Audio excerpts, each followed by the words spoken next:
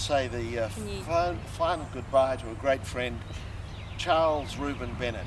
Charles was born in 1926 in England, in London, and moved to Australia in 1946, where he lived most of his life, well, the rest of his life, except for a stint back in England for about 5 years.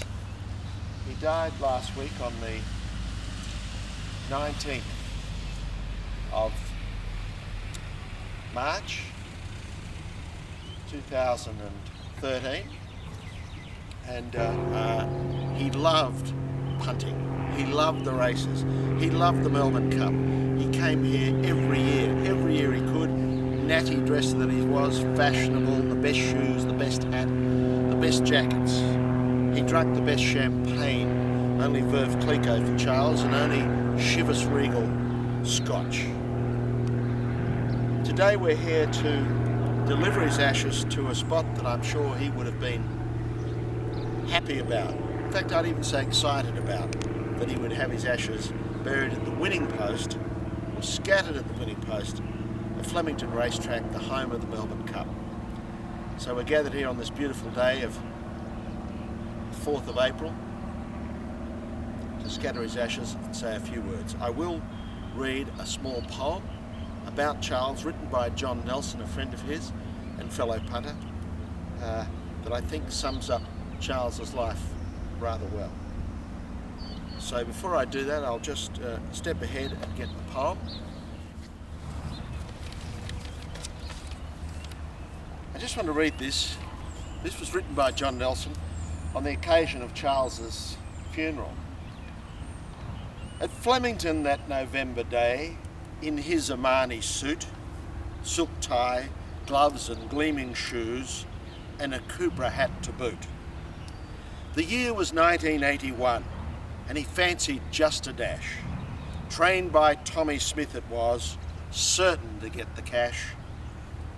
Marching towards the bookie's ring, full of punting spice, aiming to get the money on, the very best at price. Stormed up to Billy Waterhouse with odds of 16 to 1. Determined above all else he was to get the business done. He said to Bill, I can get better. The odds seem a little short. Bill pondered for a while and nodded, and this was his retort. 20 to 1 is what you can have. Tell me what you bet. 500 on at 20s, and so the wager's set.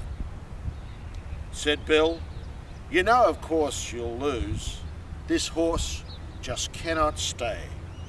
2 miles is way too far for just a dash today.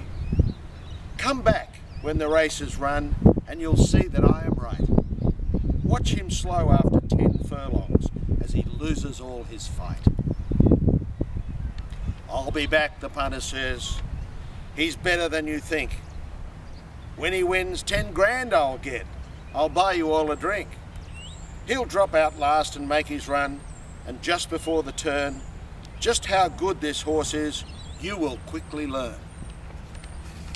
The field has jumped and Dash drops out, very close to last. Down the straight the very first time, the winning post just passed. He makes a move, 5 furlongs to go, dashing round the field, winding up just on the turn. This horse will never yield. Whips are cracking, horses charge into the Flemington straight. Just a dash makes his move under his grueling weight. He draws away 1 length clear, and in the shadows of the line, the jockey stands up in the irons, celebrating a win sublime. Charles has run a similar race, full of dash and grit, staunchly supporting all his friends, always doing his bit. He stayed the journey, the full 2 miles, at his chosen pace. We remember not the win alone, but how Charles ran his race. And now I'd like to empty Charles's ashes here on the winning post line at Flemington Racecourse, a place that he, in his life, loved.